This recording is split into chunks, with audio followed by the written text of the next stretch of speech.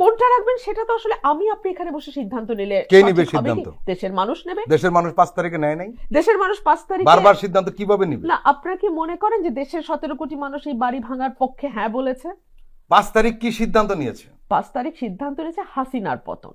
আমি তো মাঠে ফ্যাসিস্টের ছিলাম। পতন, হাসিনার পতন এক দফা যখন হয়েছে, হাসিনার পতন, ফ্যাসিস্টের পতন, যেটাই আপনি বলেন, হাসিনা সরকারের পতন, তাকে যেতে হবে।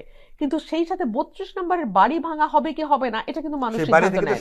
আমরা দেখেছি যখন কোনো ফ্যাসিস্টের পতন হয়, বিশেষ করে হিটলার এবং মুসোলিনির বিষয়টা আলোচনা আমরা উল্লেখ করতে পারি, এদের কোনো চিহ্ন কিন্তু রাখা হয়নি। তাহলে বাংলাদেশের চিহ্ন থাকবে কেন? এটা একটি প্রশ্ন। দ্বিতীয় প্রশ্ন, এই চিহ্ন মুছে ফেলার দায়িত্ব তো সরকার নিজেই নিতে পারতো, ছাত্রদের কেন নিতে হবে? দেখুন, আজকের যে বিষয় নিয়ে আমরা আলোচনা করছি, এই যে 32 নম্বরের বাসা পুড়িয়ে দেয়া, ভেঙে ফেলা, মাটির সাথে মিশিয়ে দেয়া এবং আওয়ামী লীগের বিভিন্ন জেলার নেতাদের বাড়ি ভাঙচুর করা এবং মোরাল এবং মূর্তি সবকিছু ভেঙে ফেলা, সেটার সঙ্গে সরাসরি সম্পৃক্ত হচ্ছে শেখ হাসিনার ভারত থেকে বক্তব্য দেয়া, উস্কানিমূলক কথাবার্তা বলা।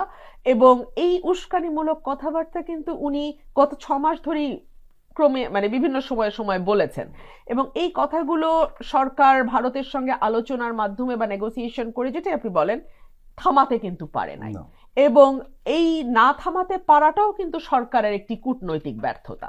2 হচ্ছে, সরকার যদি ভেঙে ফেলবার সেই সিদ্ধান্ত গ্রহণ করে, তাহলে তো সেটা আসলে 5, 6, 7 তারিখেই, বা তারা ক্ষমতায় যখন গেল 8 তারিখে, তার পরপরই করার দরকার ছিল। যখনই সরকারি করতে পারত, এটার জন্য 6 মাস অপেক্ষা করার দরকার নেই। আর 3 হচ্ছে, ধানমন্ডি 32 নম্বরের বাড়ির সঙ্গে বাংলাদেশের ইতিহাসের একটা যোগসূত্র আছে।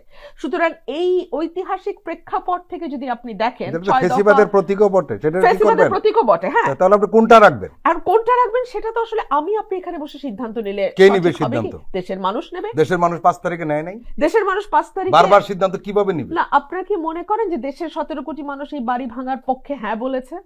5 তারিখ কি সিদ্ধান্ত নিয়েছে? 5 তারিখ সিদ্ধান্ত নিয়েছে হাসিনার পতন। আমি তো মাঠে ছিলাম।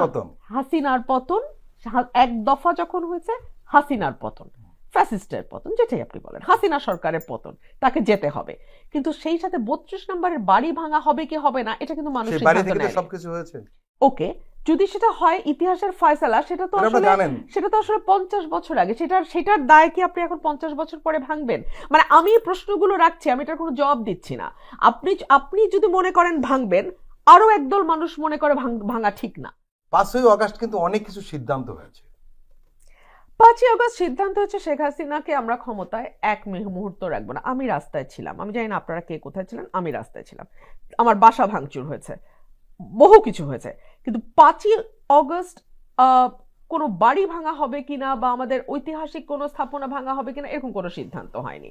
দেখুন, আপনাকে আসলে একটা ব্যালেন্সে আসতে হবে। আপনি কি ভয়েস অফ স্যানিটিতে থাকবেন, নাকি আপনি অরাজক পরিস্থিতি তৈরির পক্ষে থাকবেন?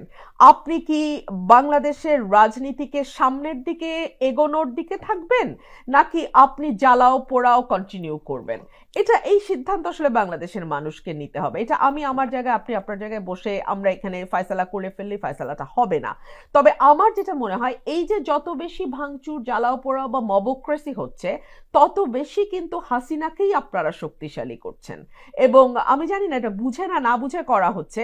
আমি দেখতে পাচ্ছি যে দেশের সরকারের যেই কর্মকাণ্ড গত 6 মাসে, তাতে বহু মানুষের মধ্যে এক ধরনের ইনসিকিউরিটি বোধ হচ্ছে, এক ধরনের অনিরাপত্তা বোধ করছে, তারা অনিরাপদ বোধ করছে, তারা এক ধরনের ভয়ের সংস্কৃতির মধ্যে আছে, কি হবে জানে না, এক ধরনের অনিশ্চয়তা কাজ করছে। এগুলো সকল কিছুই কিন্তু হাসিনার হাতকেই শক্তিশালী করে। সো আপনারা যদি আসলে ফ্যাসিবাদের আরেকবার ফিরে না আসা দেখতে চান, আপনারা যদি হাসিনার আবার পলিটিক্সে শক্ত অবস্থান দেখতে না চান, তাহলে আমার মনে হয় যার যার জায়গা থেকে প্রত্যেকের সচেতন হওয়া উচিত। এইভাবে আসলে আপনারা ফ্যাসিজমকে মোকাবেলা করা, পতিত ফ্যাসিজমকে মোকাবেলা করা কঠিন হবে।